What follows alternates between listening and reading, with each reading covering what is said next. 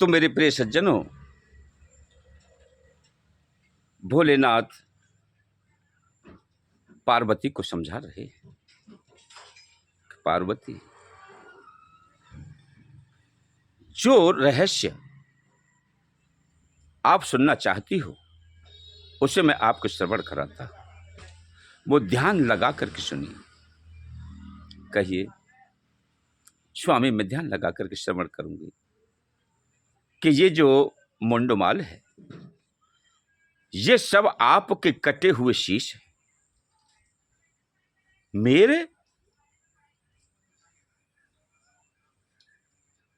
आप बताइए, मेरा तो ये शीश मेरे साथ है, लेकिन आप मेरे शीशों की मुंडमाला कैसे बना के रखते हो?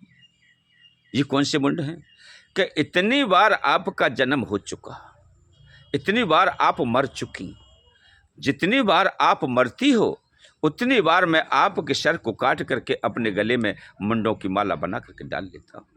अब तक आप 108 बार शरीर धारण कर चुकी हो। ये 108 आपके ही मुंडों की माला है। मैं 108 बार मर गई और 108 बार जन्म भी ले लिया, आप एक भी बार नहीं मरे। प्रभु मुझे बताइए, आप क्यों नहीं मरे? अरे मरने का, मैं अजर अमर हूं। मैं अमर कथा सुन चुका हूं, इसलिए मैं अमर हूं। पार्वती बोली कि प्रभु आप मुझे अमर कथा क्यों नहीं सुनाते, जिससे मैं भी अमर हो जाऊं? कहे पार्वती, अमर कथा ऐसी कथा नहीं है जिसे प्रत्येक जीव को सुनाया जाए और हर जगह श्रवण कराया जाए। उसके लिए ऐसा स्थान चाहिए जहां कोई जीव न हो। प्रभु वो स्थान कहां मिलेगा?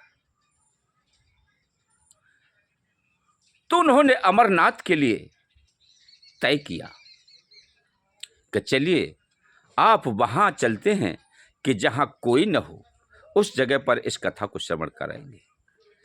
तो भोलेनाथ माता पार्वती चलते चलते चलते चलते अमरनाथ की गुफा में जाकर के पहुंच गई और वहां पर जाकर के अपनी शक्ति से सारे पहाड़ों में आग लगा दी। जो भी जीव जंतु हो वो जल जाए और यहां से भग जाए। लेकिन जहां भोलेनाथ बैठे थे वहां से सभी पक्षी चले गए, लेकिन उस जगह पर एक तोते का घोंसला था, उसमें अंडा रखा हुआ था। तो माता पार्वती कह रही है, प्रभु आप मुझे अमर कथा सुनाओ, सुनाओ ना नाथ, सुनाओ। माता पार्वती को भोलेनाथ अमर कथा श्रवण कराते हैं। जैसे जैसे भोलेनाथ अमर कथा कि आप पार्वती जी हुंकारा देती रहोगी तो मैं समझूंगा कि आप कथा श्रवण कर रही हो। मैं ध्यान लगा करके एक चित्त होकर के उस अमर कथा को आपको श्रवण कराता हूं। भोलेनाथ कथा श्रवण करा रहे हैं और उमा हुंकारा देती है। वो कथा सुनते सुनते उनको निंद्रा माता घेर लेती है और सो जाती है। और उधर सुक यानी तोते का बच्चा अंडे से हुंकार देता रहता है। भोलेनाथ कथा श्रवण कराते हैं, वो हुंकारा देते रहता है।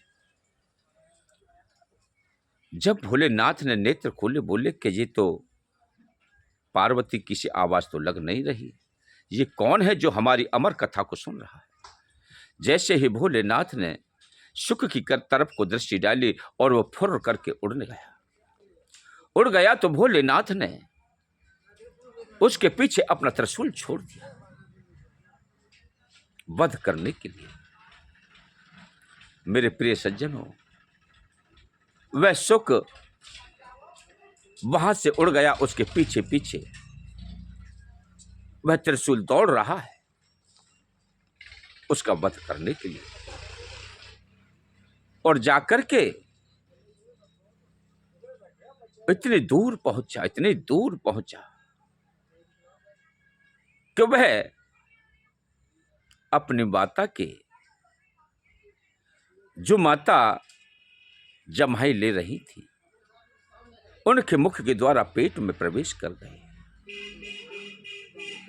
मैं आपको सभी नामों से परिचित कराऊं, क्योंकि व्याख्यान बहुत बढ़ जाएगा, मुझे वीडियो शॉर्ट में बनानी है, इसलिए वो माता के पेट में प्रवेश कर गए और वह सती थी।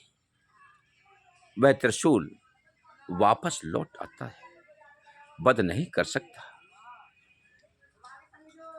बोलिए शंकर भगवान की जय।